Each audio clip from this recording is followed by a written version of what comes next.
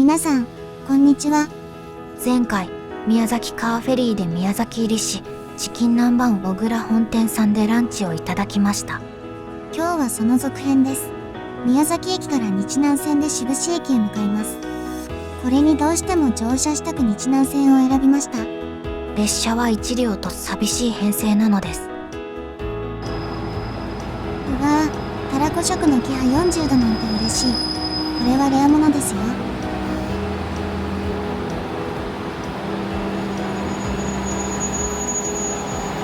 これぞ昭和と言わんばかりの車内、レトロすぎる。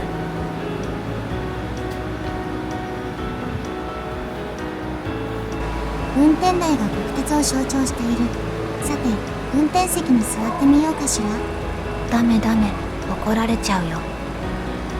まさか、たらこさんが来てくれるなんて思いもしませんでした。ご飯持ってきてなんちゃって。たらこさんにはご飯がないとね。そんなにすごい列車なんだ。もう感動しまくり。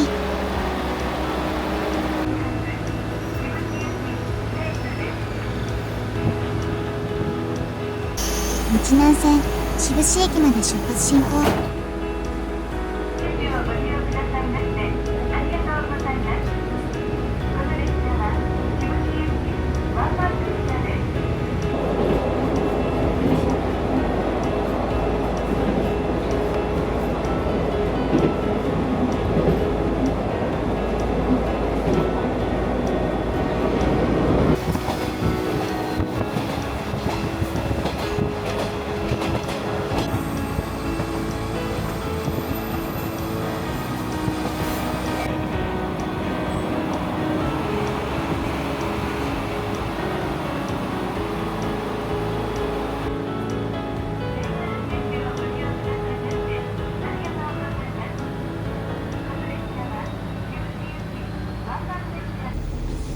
もう見ているだけで感動。音が何とも言えない心地よさ。宮崎駅から志布志駅まで所要時間どれぐらい？2時間30分ぐらいかな。そんなに長い間乗車するの？てっきり1時間ほどだと思ってた。ごめんね。どうしても乗車したくてつい日南線を選んじゃった。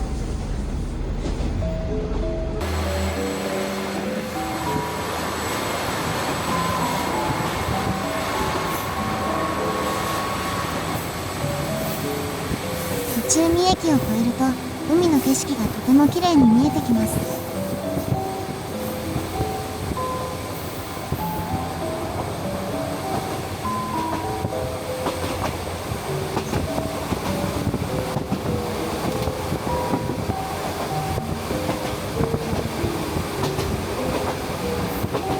すごい綺麗。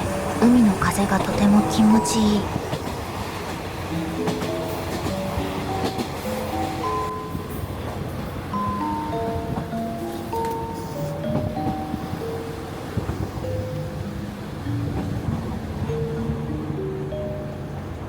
小内海駅に到着です。少し高台になっている駅で海が一望できる駅です。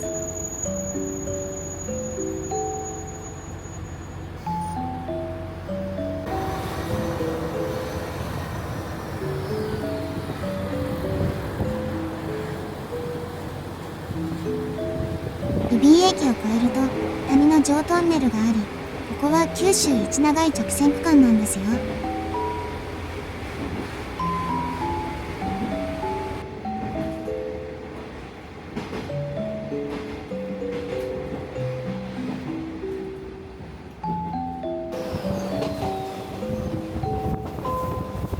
油津駅を越えると海がまた近くに見えてきます。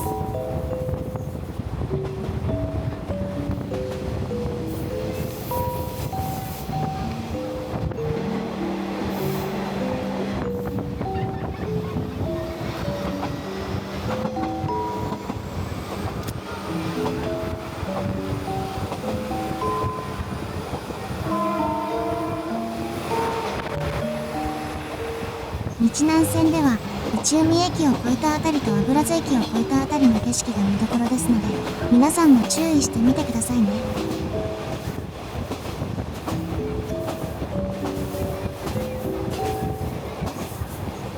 右にあるムーミンのニョロニョロみたいな岩何？ほんとだ、ニョロニョロみたいね。ナナズバエという祈願らしいです。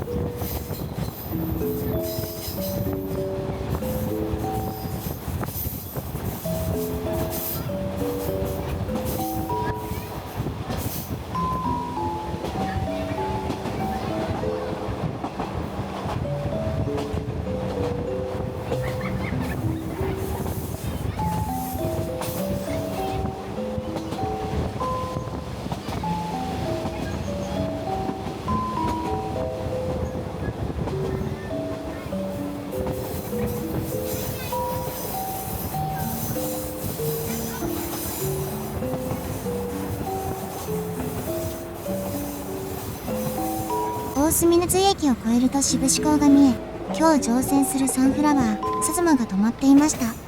今ファンネルが少し見えていました。今日もフェリーに乗船できるので嬉しい。それも初航路です。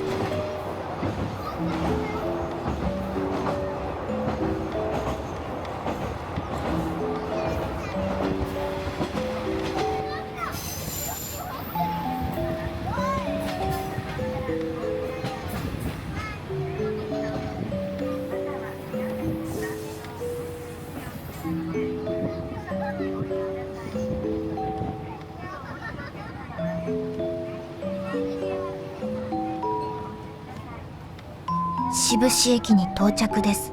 今日は立っている人までいる混雑ぶりでした。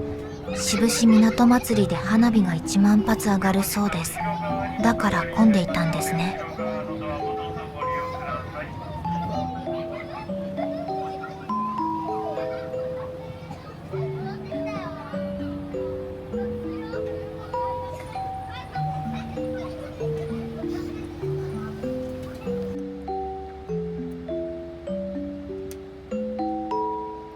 今回、初めての日南線でしたが、まさか JR 九州に1両しかない、たらこさんに乗車できるなんて嬉しかったです。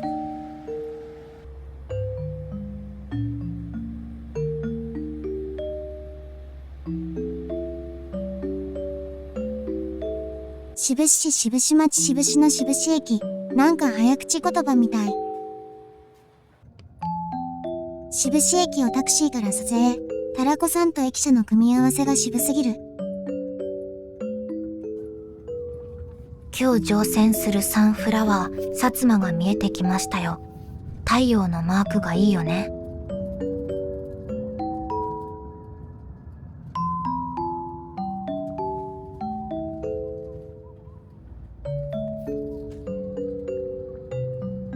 志布志駅からサンフラワーの志布志港フェリー乗り場までタクシーで8分で到着です。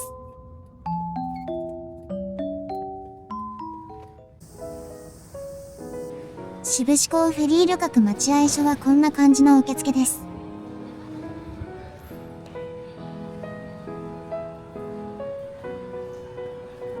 早速乗船手続きです。サンフラワーポイントを夕食無料券に交換し、チケットの使い方を丁寧に説明していただきました。そしてチケットをいただき、乗船手続きの完了です。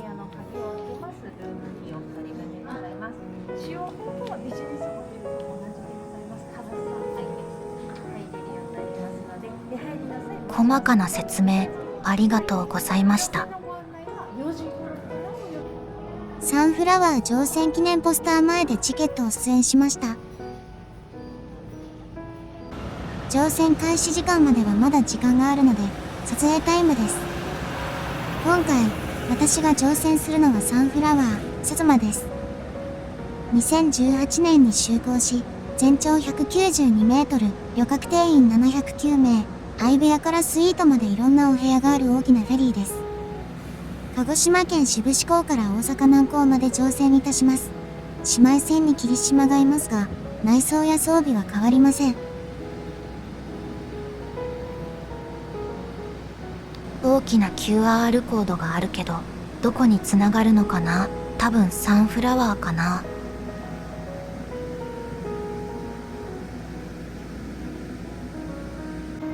さて、乗船開始の16時です。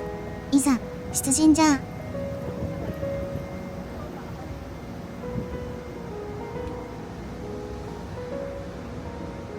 渋志港の乗船口、なんか昭和の雰囲気があるね。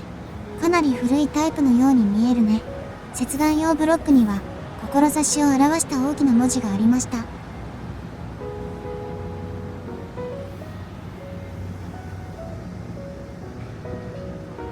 なんか今までの人道橋とは違うね。今まで乗船してきたフェリーの人道橋が立派すぎるんです。早速間違ってチケットを出してしまった。ここはルームキーの方でした。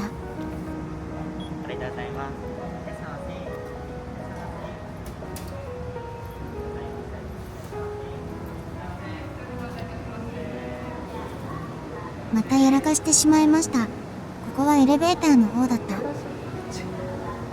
慌てんぼうですいません。エスカレーターでエントランスのある6階に行きます。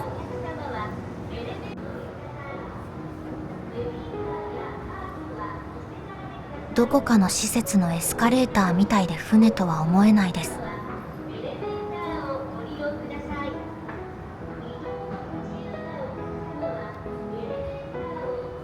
壁には何か鳥さんがいますが、何という鳥さんなんでしょう。きっと意味のある鳥さんなのかも。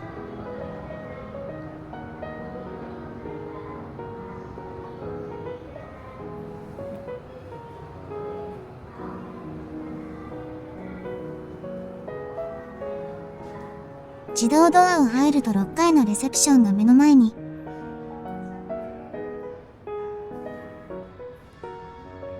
わあすごい。エントランスは3層吹き抜けだ。天井はプロジェクションマッピングが映されていました。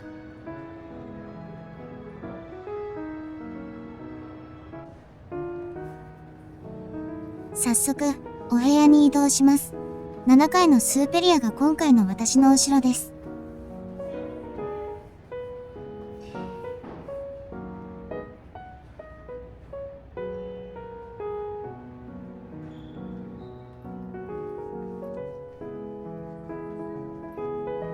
私のお部屋はどこかな？それにしても長い廊下、ホテルにいると言ってもわかんないような感じです。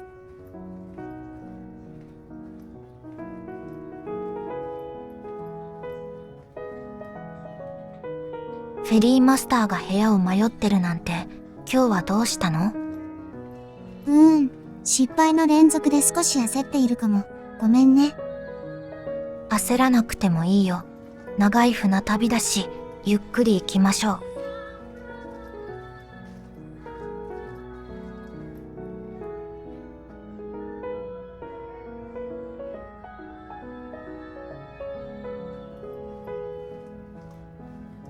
迷ってよかったかもよ。船首に展望できる窓がついているのを発見できたし。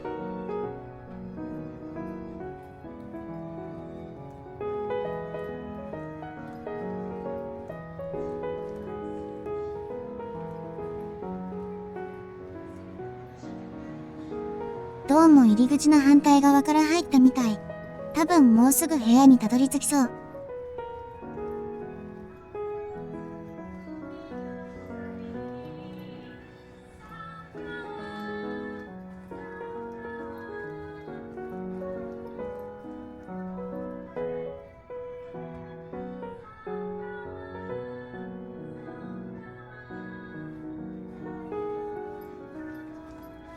やっと見つけました。7223の私の後ろを迷ってしまってごめんね。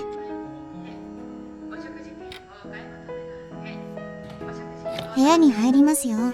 おお、窓はないけどなかなかいい部屋ではないですか？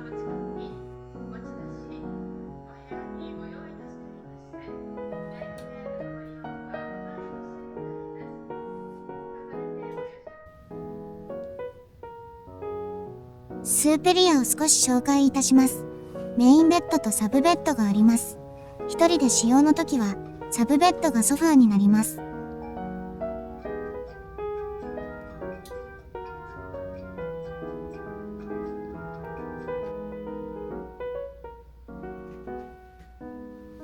ベッドチェックをしましょう。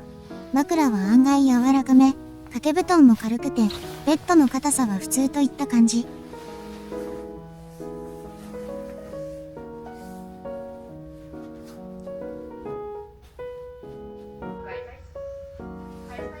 ブラシとお持ち帰りタオルと浴衣があります。サンフラワーの歯ブラシはお気に入りです。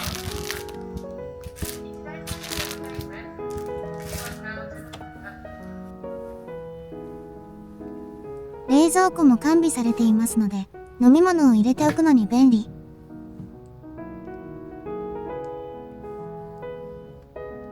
ベッドの足元にテレビと船内の営業時間と説明書が挿してあります。あと、上からライフジャケット、ドライヤー、消臭スプレー、ティッシュペーパー、スリッパ、椅子付きドレッサーがコンパクトに収まっています。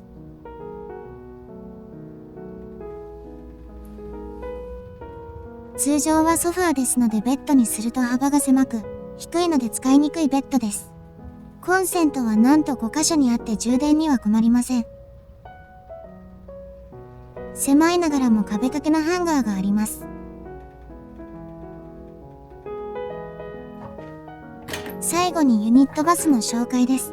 シャンプー、リンス、ボディーソープがあり、洗面、そして手入れが行き届いたウォシュレットがついています。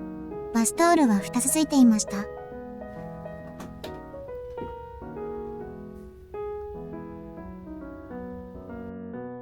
スーペリアのおすすめのお部屋を紹介したいと思います。なるべくエントランスから遠い方が人の話し声が聞こえにくいので選ぶといいかと思います。私の見た感じだと一番静かだと思うのは7208で、壁4面とも部屋が接していないので静かだと思います。7204は壁3面が他の部屋に接していないのと、廊下に展望できる窓があること、そして一番奥なので静かなことです。けどデメリットもあります。それは波が高いと揺れが大きいのです。他の部屋では7214の壁3面が他の部屋に接していないのでおすすめです。あと7209と7213でしょうか。ちなみに私が使用したお部屋は7223というドア幅が少し広いところです。ウェブから予約した場合は座席番号を指定することはできませんが、乗船手続きを早めにすると希望の席番にしてくれることもあります。6階でイベントのお茶の紹介をしていました。渋市はお茶で有名らしく、冷たい冷茶を試供させていただきました。渋市らしからぬ甘いお茶でした。伊藤園が九州セブンイレブンで限定販売される緑茶です。渋市農政畜産課の方とお話もでき、楽しい時を過ごせました。ぜひ渋市のお茶を飲んでください。渋市茶、購入させていただきました。ありがとうございます。6階のプロムナードは丸い窓が特徴で、ゆったりできるソファーもいっぱいあってくつろげる場所です。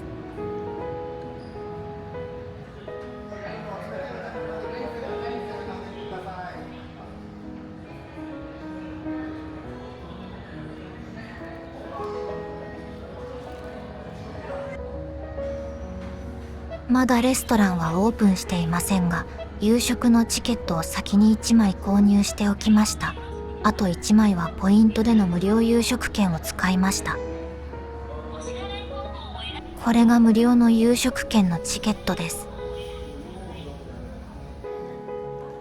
本日は日曜日ということで部屋は空いていました。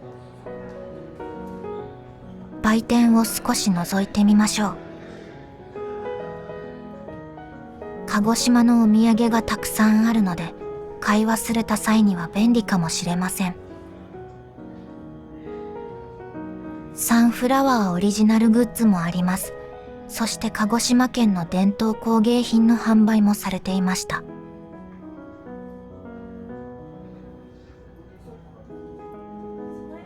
カップ麺、パン、スナック類も豊富にあります。大阪のお土産もあり、買い忘れの際に便利です。アイスも豊富にあって完璧。お酒は飲まないのでわかりませんが、こんな感じに揃ってます。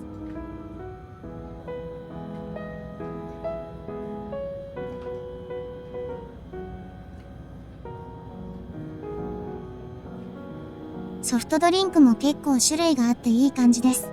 値段もコンビニと同じぐらいで販売されています。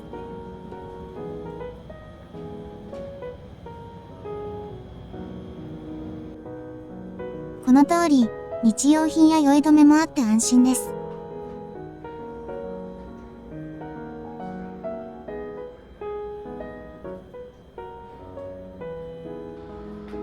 7階には大浴場があるので、ご飯を食べてから行くこととします。他の交通機関では絶対できないことができるのもフェリーの楽しみの一つです。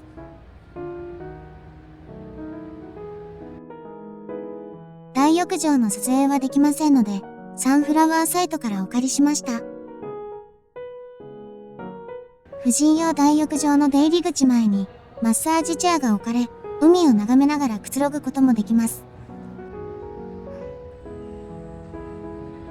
8階のエントランス周りにはソファーが置かれ、ゆったりとできるスペースが設けられています。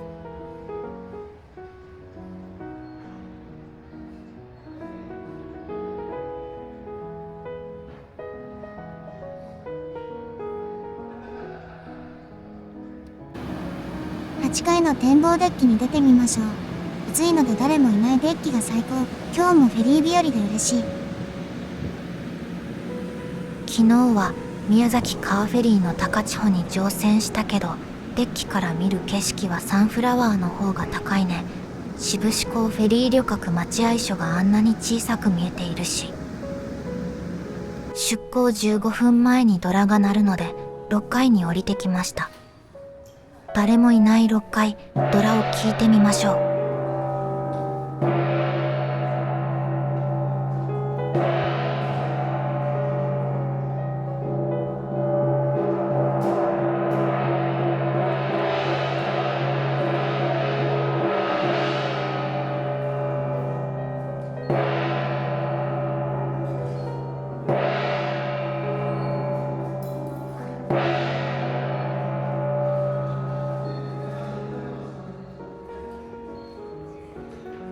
ドラの演奏ありがとうございました。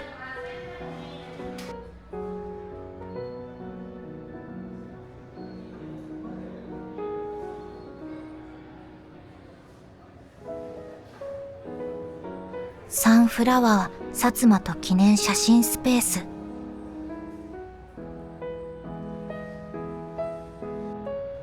宮崎カーフェリーは有料コインロッカーでしたが、サンフラワーは無料です。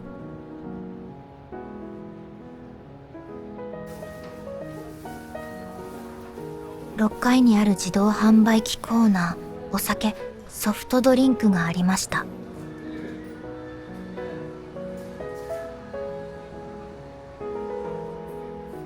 反対側にはカップヌードル、アイス、なぜかわからないですが、クレーンゲームがありました。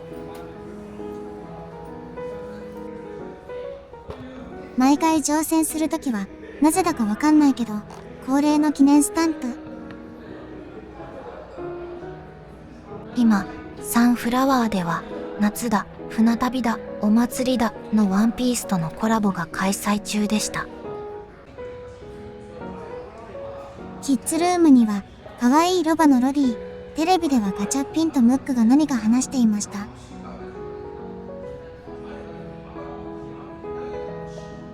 ゲームコーナーには、ちいかわのクレーンゲームがありましたが、やりたい気持ちをぐっとこらえました。出港時間じゃないの？ほんとだ、デッキに急ぐよ。牽引ロープが外され、出港です。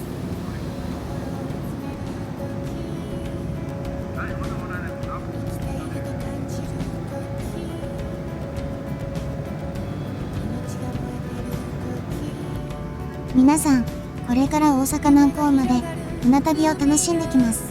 行ってきます。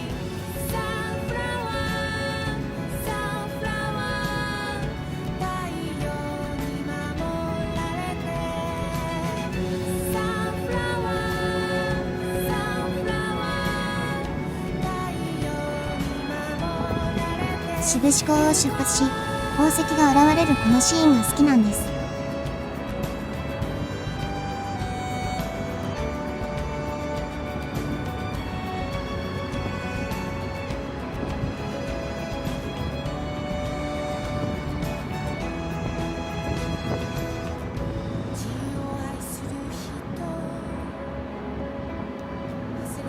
わあ、びっくり。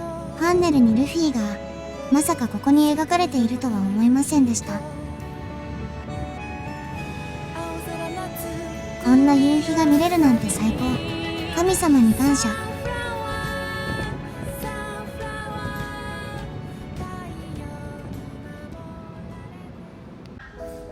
レストランにやってきました。こんなに空いているレストランは初めてかも。さあ、料理を取りに行きましょうか。そうだね。お腹ペコペコだし、行きましょう。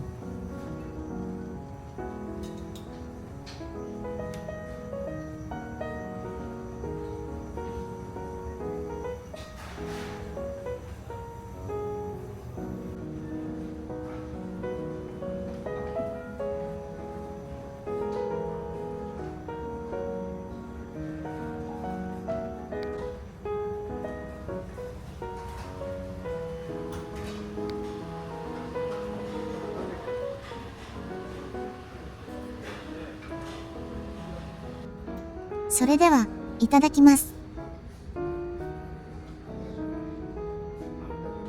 あとカレーも取ってきました。少し辛口でした。デザートにラムネアイスでごちそうさまでした。少し船内探索にでも行きましょう。うん、行きましょう。7階にはコインランドリーがあります。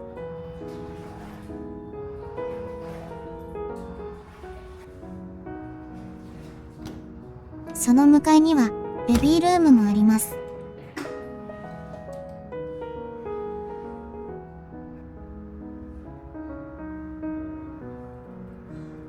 お手洗いはとても綺麗に清掃されていました。太平洋航路を運航しているので、キラキラ専用もありました。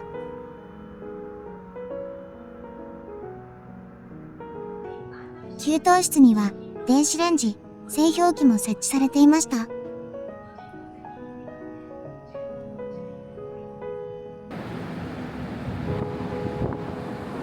今日は少し早いですが、明日も朝日を見るため、寝ることにいたします。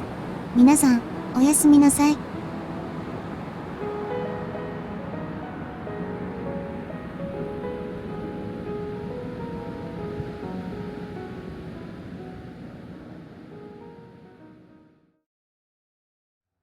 おはようございます。現在朝4時50分です。日の出までは13分ほどありましたので、船内を少し撮影してみました。エントランス好きな私、豪華ではないですが、落ち着いた雰囲気が良い感じがします。8階のエントランス周りには、ソファーやテーブルが置かれ、ゆったりとできるスペースが多いのが良いです。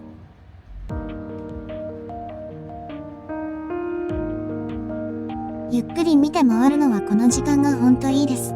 それにこの静まり返った雰囲気も好きです。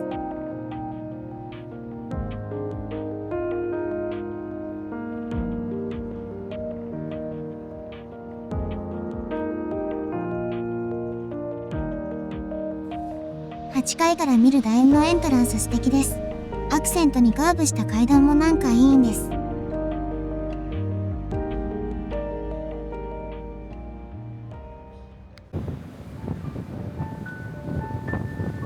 5時21分に朝日が顔を出しました。フェリーから見る朝日は最高です。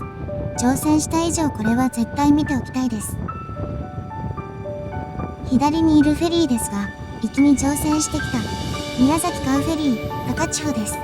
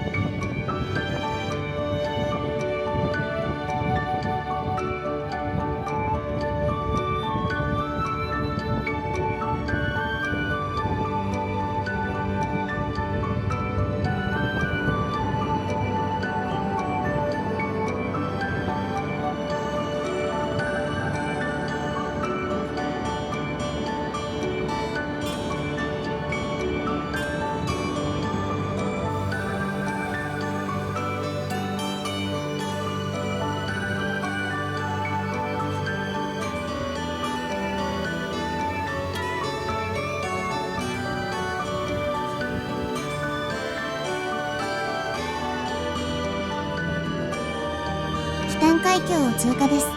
真ん中の島が友ヶ島です。サマータイム連打の舞台となった島なのです。アニメ好きな私は最初から最終回まできっちり見ました。友ヶ島には行ったことがないけど、聖地巡礼したいな。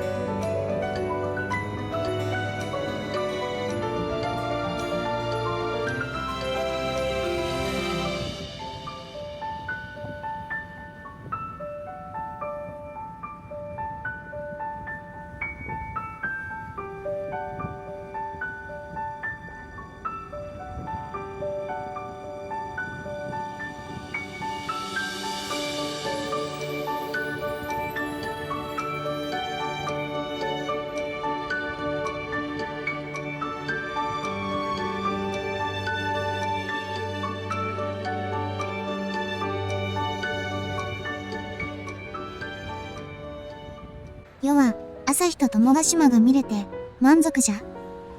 朝食にいたしましょうか、殿。朝食に行くぞ。そちもわしについてまいれ。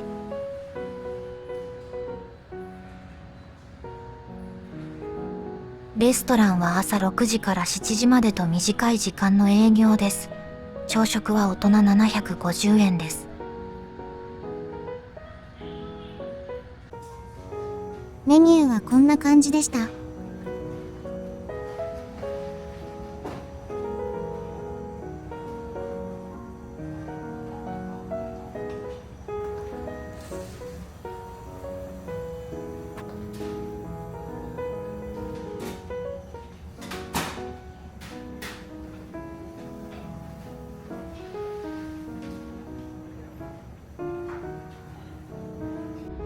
パン、ヨーグルト、フルーツ、オレンジジュースを選びました。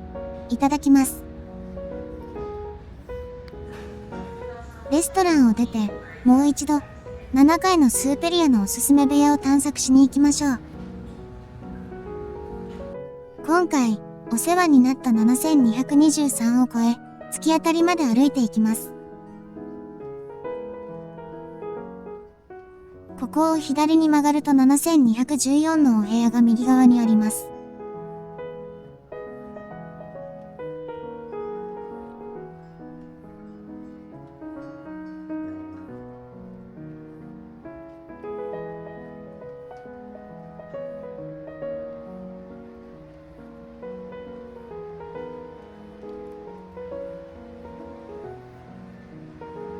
突き当たりを曲がったあたりのお部屋が廊下に展望窓がついているお部屋です。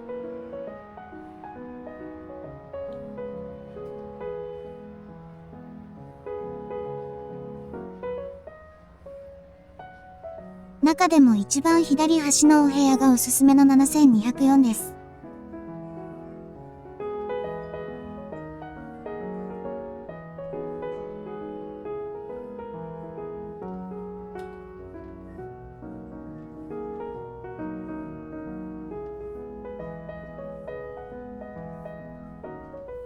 ここを左に曲がると一番おすすめであるお部屋、7208に到着です。部屋を見た後、まだ時間があると思って大浴場に行ってました。出たらもう入港しているではないですか。超特急でデッキに駆け上がりました。係員に手を振ったら、振り返してくれました。ありがとうございます。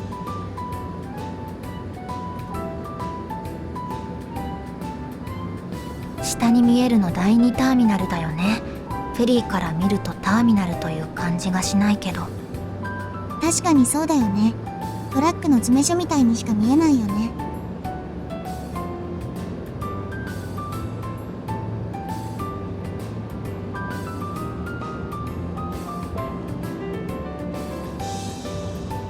牽引ロープを数人の地上スタッフが運んでいるということは、かなり重いロープなんだろうな。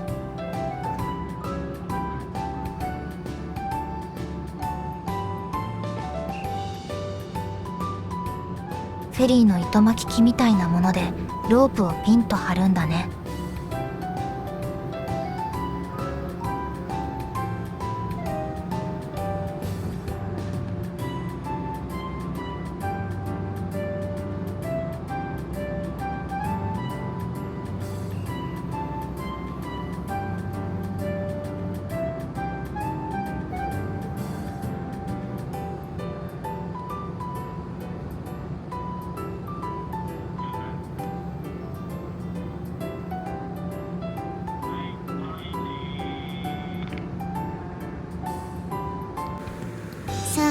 下船しないとね。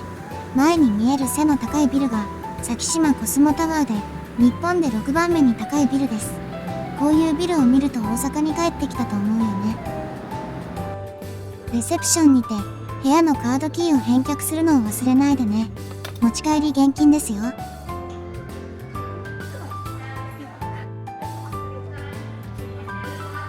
良い天気に恵まれ、酔うこともなく無事大阪南港に到着しました。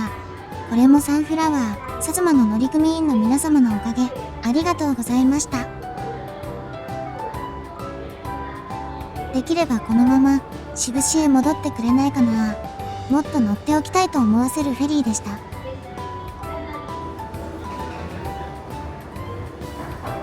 今回この航路は初めてでしたが、とても楽しかったです。皆さんも機会があったら乗船してみてくださいね。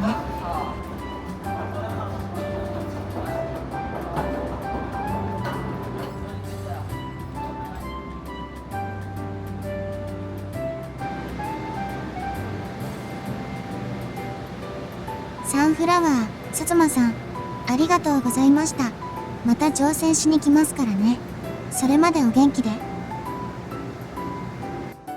詰め所のように見えていた第2ターミナルもこうやって見ると立派なターミナルでした。2隻の大きなサンフラワーが止まっているのも壮観だね。こちらから見ると太陽のマークが入った第2ターミナルかっこいいじゃない。第1ターミナルへはほんの3分ほどの道のりですが、トラックが往来している危ないところなので専用のバスで移動です。サンフラワー薩摩はどうだったでしょうか。抜けているところもあったかとも思いますが、参考になれば嬉しいです。あ、紅とかですか。そう、まだ就航して1年かな。今のこっちの志布志の方は18年に就航したからもう6年ぐらいはい。経ったけど、別府の方は2隻とも去年就航したところからめっちゃ綺麗。あ、紫乗ったんです。あ、乗りました。初日に乗りました。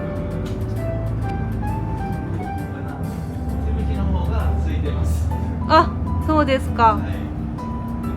別府航路はいつも行くとたくさんはい。乗船する時も行列してその通路を見て。